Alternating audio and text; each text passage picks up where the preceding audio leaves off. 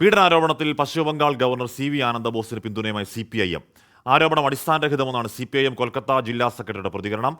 രാധാകൃഷ്ണനുമായി ചേർന്നു. ആർക്കെ ശത്രുവിന്റെ ശത്രുമിത്രം എന്ന യുക്തിപ്രകാരമാണോ ആ പിന്തുണ പ്രഖ്യാപനം?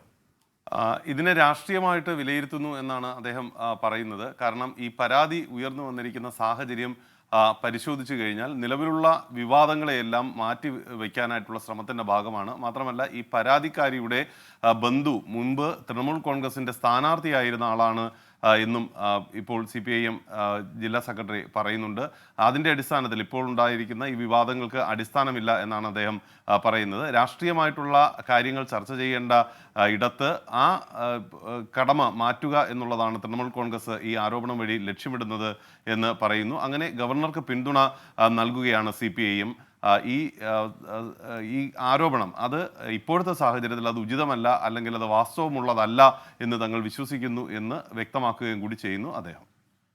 ഓക്കെ, CV ആനന്ദബോസിനെ പിന്തുണയ്ക്കുകയാണ് അവിടുത്തെ CPM. അത് രാഷ്ട്രീയ പ്രേരിതമായ കേസാണെന്ന് CV ആനന്ദബോസിന്റെ വിശദീകരണം CPM ശരിവെക്കുന്നു ബംഗാളിൽ.